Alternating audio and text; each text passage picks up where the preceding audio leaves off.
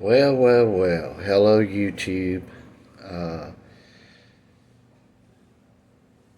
the bitching continues around here. Um, America's going to hell in a handbasket just as quick as it can. Uh, let's talk about some things. Uh, and I'm hoping a few young people come over here and listen to this old man. That's what I want. Uh, People my age, we're set. Uh, you younger folk, uh, I want to give you something you don't get from mom and dad, and you don't get from uh, your uncles or your aunts, and you damn sure don't get from church today, as church has been so effeminized. Uh, so it's basically nowhere to go to get things that I'm telling you. And what I want to tell you is uh, they damn near gonna get you to where you can't talk. Uh, you look, I've been on sport for quite a bit of time here. I knew what was coming. You go back and you look in my videos, you look up everything I got for Boxing USA for the past 2 years, and you go look at that, and you will see that I was telling you all we would be lucky if we got one medal. And think about this, folks. We got one medal. I've been harping on this for 2 years. 2 years. And we didn't even get a silver or a gold. We got a bronze medal in boxing. Now I'm talking boxing. Uh,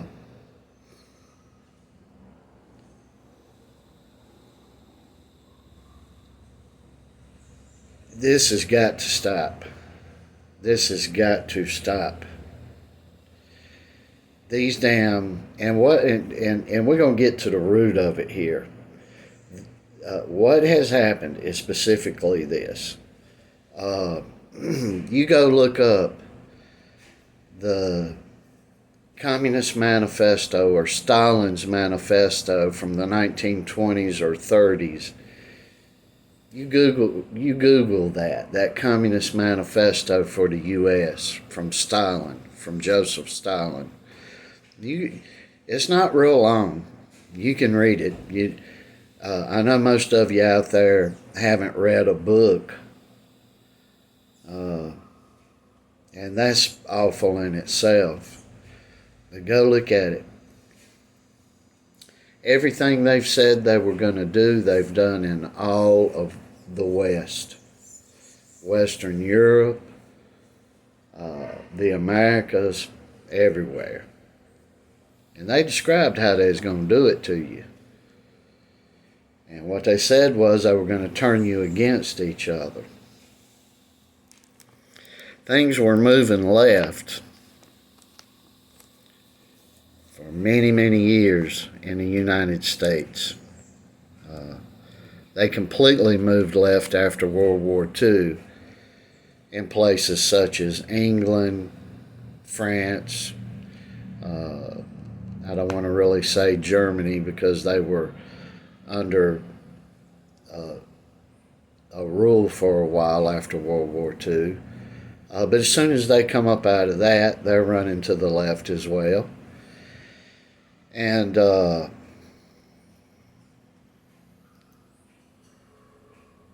everyone should go look at that manifesto. They try to say, well, he didn't write it, or then they try to say, well, nobody wrote it for him, and then they try to say, well, it's a conspiracy theory. Somebody just wrote it, but it's been around since the 30s. And I want to tell you something. The written document's been around And copies and copies and copies of it have been around since the 1930s, probably the 1920s. And all you got to do is look around you and you see you're there now. It was clog the courts up with foolishness, better known as lawfare today, turn all peoples against one another, which we got, and inch away through the court system, rights, one at a time, putting it under the guise of hate. Now, I want you to know, I had one of my plans, I was going to go to England. We're not rich around here, so it was kind of a dream. Too scared to step foot anywhere near there. Because they are instituting new laws right now because there have been some protests, so they don't want nobody talking no more. So there's a lot of words you just literally can't say. And they're doing this not to stop violence, not to do this or do that. They're doing it to protect themselves and the government. And we're doing it in the U.S. An election was just thrown in 2020. For you idiots that believe the mainstream narrative that was just a conspiracy and that no court cases were won, you are sick and they have brainwashed you. Mission complete. They have uncovered hundreds upon hundreds of thousands of votes. And we now know today that Trump won. But see, they get you in a corner, and they even get Trump himself in a corner, that he's not coming out with specifics, and I don't know why. I'd be blasting that from all to hell and back if it were me. Now I want to tell you young people something else. Here's why I'd be too scared to go to England. Get over there, they look at something I've said online and lock my ass up. And I'm telling you young people in England, your ass best stand up now. It's no longer an issue of violence or any other issues. You don't want something stuck up little Johnny's ass. And I'm being blunt here, sorry. Up your little boy's ass, you better stand. If you want control of your anatomy and what gets put in your body, you better stand. If you want to have a remote chance at freedom, you young people, you better get off your asses and you better stand. And I'm telling you should do whatever's necessary. You sit back today, and I guarantee you tomorrow your children will be slaughtered. And that's my message to my brothers and sisters in the UK. You're the last stand. We're going to fall if you fall. We're all going to fall. The world's going to fall. Once again, England's going to is at the forefront of something for all the world. Now, you're going to move on to talking to everybody and talking back to young people, just specifically young people. If you're 25 or under, you've grew up in an effeminate world, feelings hurt, and you're probably 35 or under. So maybe if you're a teenager right now, your mom and dad ain't grew up in a strong world. They've grew up in a weak world. They've grew up in a world where the least little bitty thing you say is offensive, and and you got mommy and daddy in front of you protecting you at every step. I grew up in the world the neighbor's parents would beat my ass if I got out of line. And then when I would get home, if I did any griping or let that truth out to my parents, I'd get another one.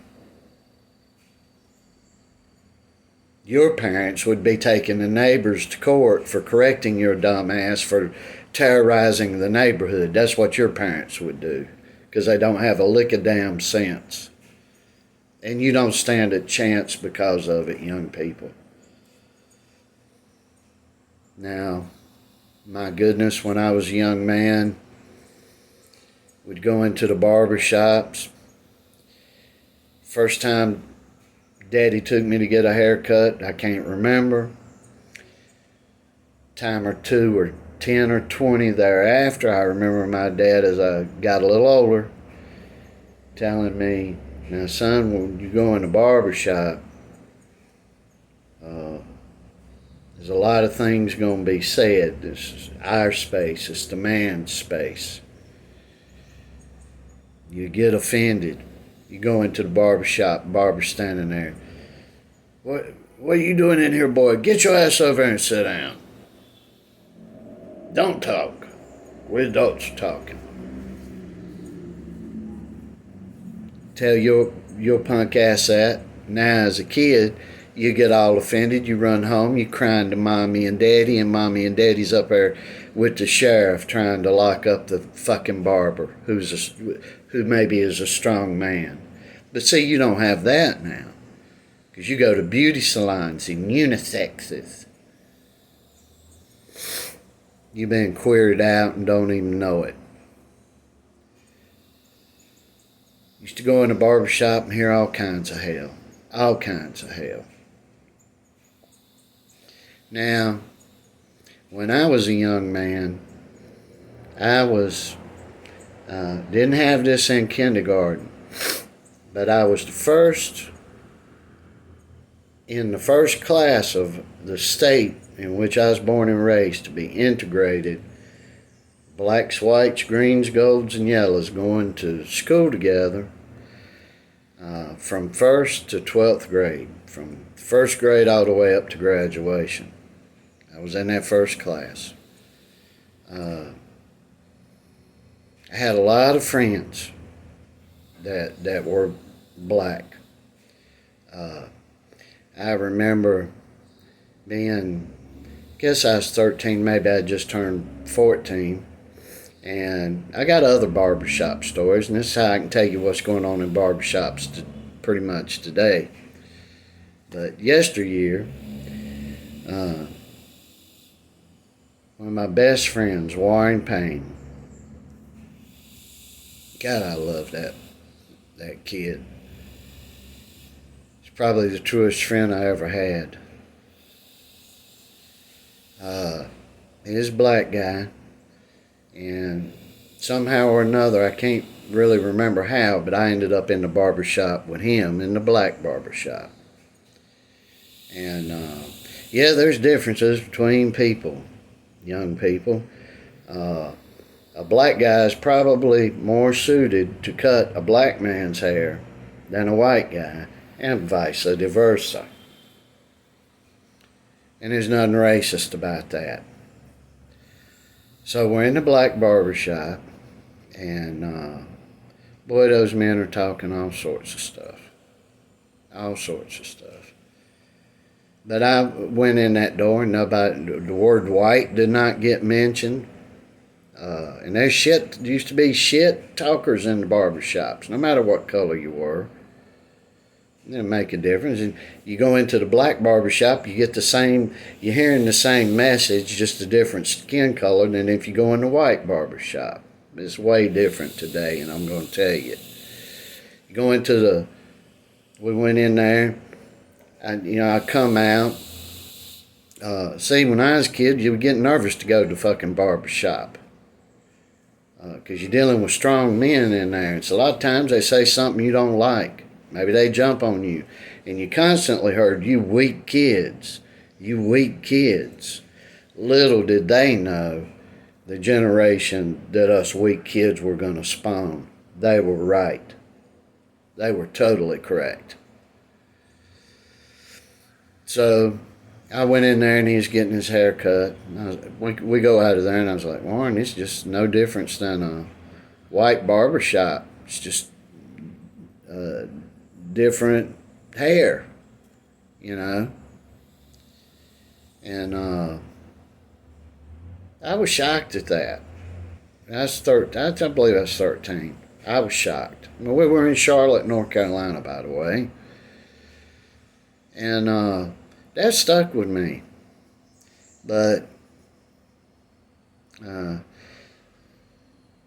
somewhere in, I don't know, Barack Obama was president. Because that's where all hell come from, just to let you know. Barack didn't do nothing but come and piss black people off when he's not even a full African American himself. You folks, you black folk, keep to forgetting he half white, and they come from a communistic white liberal family. It's kept your dumb asses on the plantation. Created the bang bang, the Marxist, the communist, the Joe Stalin manifesto bang bang. Boy, he threw it in full gear. Now you can't even hardly talk. So I go in, I've gave this story before too. The guy's telling me, he's like, guy worked for me, and he's telling me, you might not want to come in here. But he really wanted to get a haircut. We were doing lunch, and I said, no, I'll go in there and just sit with you, and then we'll go get a bite to eat. He didn't want me going in there.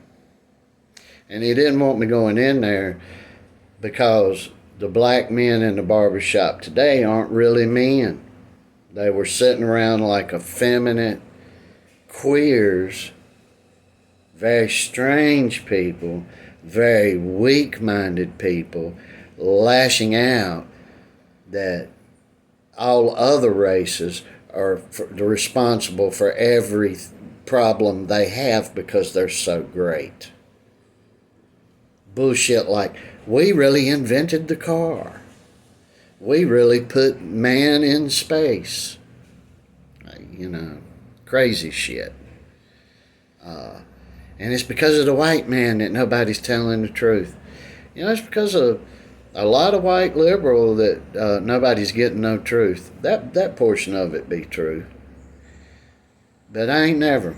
Difference between night and day. You go into a white barbershop today. I just went into one. I'm living in Colombia, South America, going to Venezuelan barbershop. There's they're Venezuelan men, two of them working there. Me and Joe go in there to get a haircut, and I'm in there yelling at them because they sitting there got the TV going up. Fucking, woe be us in Venezuela.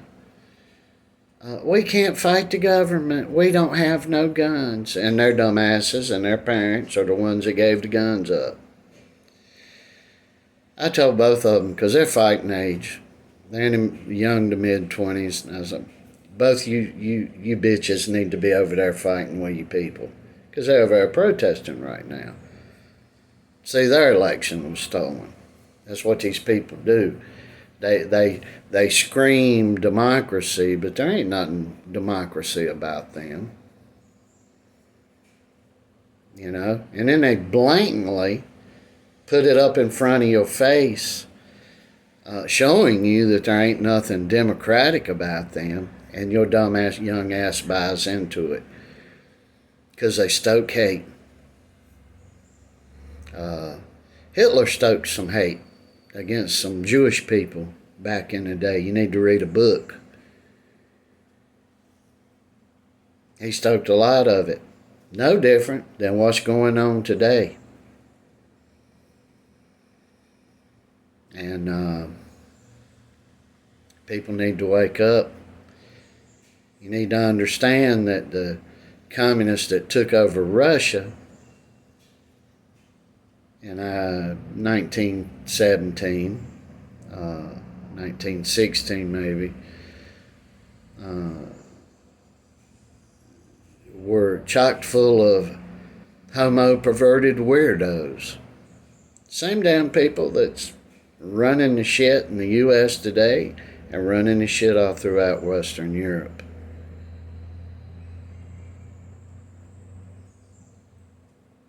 If I ever wanted to punch a man in the fucking face, it's LeBron James. We got a champion, that Noah fella over there. That young man fighting through sickness and gets a bronze medal, and LeBron James is making fun of it. You know, I love everything black, LeBron says, but he don't like that guy. And the reason why he don't like that black guy is because that black guy's patriotic. Waved the flag around. And you know, the American hater LeBron James and the national basketball fags over there, they don't like America.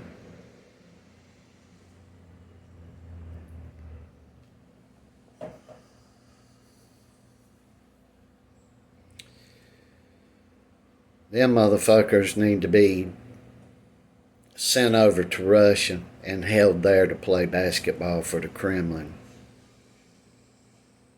That'd do them well. Maybe at least they'd grow closer to God and get into heaven. You young people, you don't stand a chance. You don't stand a chance. And I'm telling you, you need to listen to folk like me. The amazing thing about it is so many decades ago, come right at Jim Crow. Right at it. I want the young white liberals to be listening to this and the young black folk to be listening to this. How did I get through from the 1st to the 12th and never saw a bang between a white and a black guy? Never saw a bang between a white and a black girl.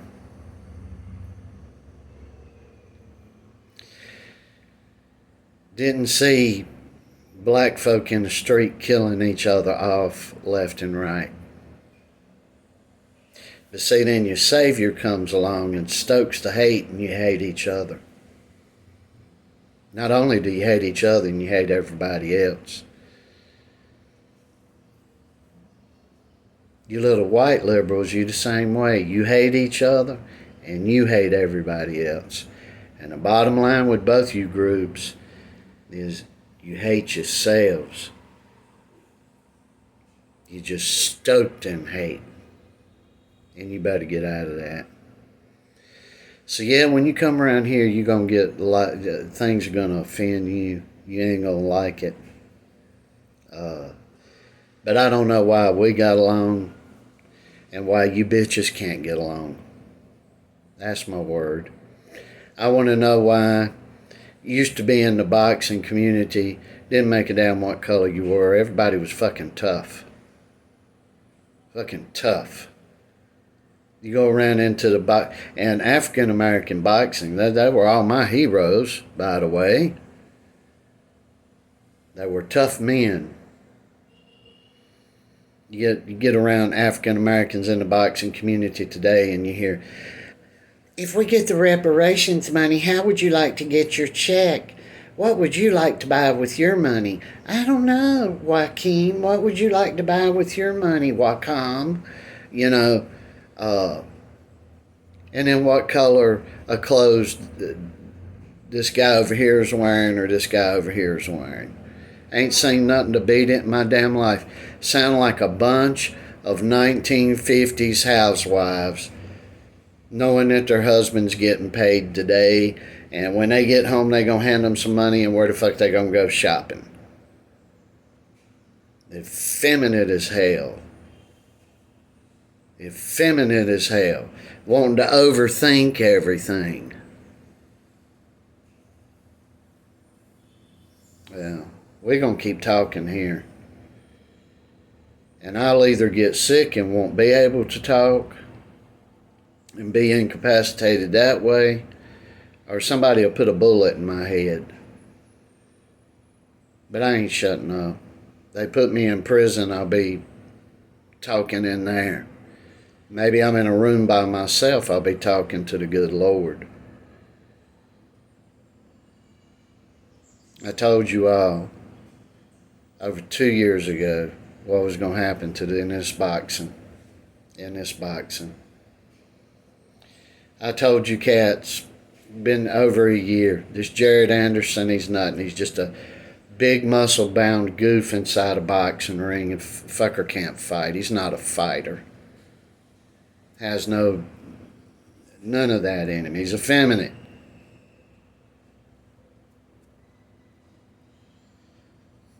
Told you guys we'd be lucky if we get one medal. What do we get? One bronze medal. I've been right all along. And the sad part of it is it don't take a smart person to see the direction that anything's going. It just takes opening your eyes and looking, seeing and hearing and smelling what in the hell's going on around you. Nothing complicated at all about it. So wake the hell up out there. In all our imperfectness, Christ is our King. And that's another thing I'm getting sick of. Here we go. It's going to be a long video here. You African American little motherfuckers running around here. I'm Muslim, I'm Islam, I'm blah. And your dumb ass don't even know that Islam and that religion